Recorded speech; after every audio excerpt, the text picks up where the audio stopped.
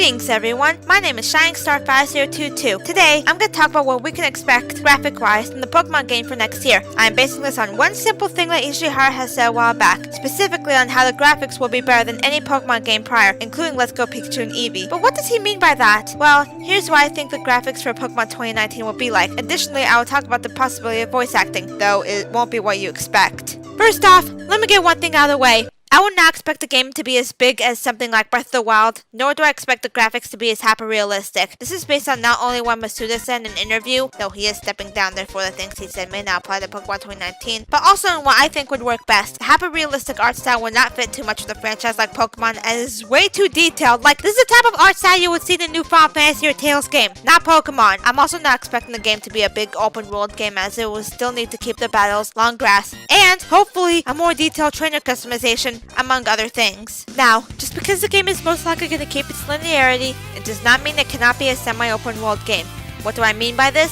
Well, take a look at a game like Little Dragon's Cafe. I'd also bring up Legend of Zelda Wind Waker HD, but I'm sticking to games that are actually on the Switch. In that game, there are adjustable camera angles that make the game quite big and immersive, but not too overwhelming. Sun Moon was a step in the right direction with the environment, but they did not give it their all with Let's Go Pikachu and Eevee. On the topic of Let's Go Pikachu and Eevee, the graphics in that game look gorgeous, as does the battle interface. I want them to keep the visual style of Let's Go Pikachu and Eevee for Pokemon 2019. Of course, they would need to change up the art style so it looks closer to Pokemon Sun Moon. Just don't make it look too hyper-realistic. I don't want the game to look like Detective Pikachu movie.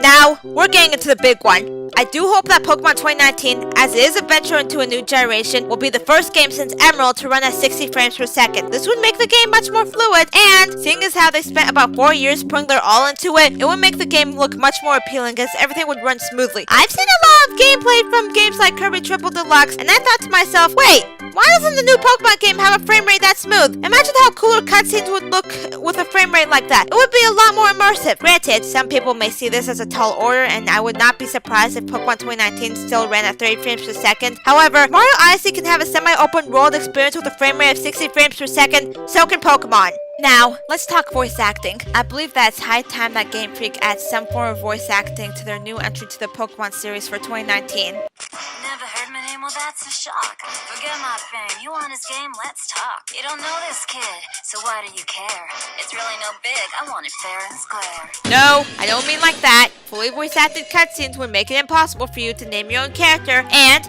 for a franchise like Pokemon, which revolves around social experiences and personalizing yourself, that seems like a recipe for disaster. Besides, it would be a complete nightmare for the translators to translate all the dialogue within 4 years. Heck, wasn't Breath of the Wild delayed a couple times? Instead, I would want something similar to what games like The Legend of Zelda Wind Waker, Harvest Moon Grand Bazaar, and the newer Kirby games do, i.e. have the characters, including your player, make grunting sounds and short phrases. It would add a layer of depth and immersiveness into the game's story while still keeping the social experience.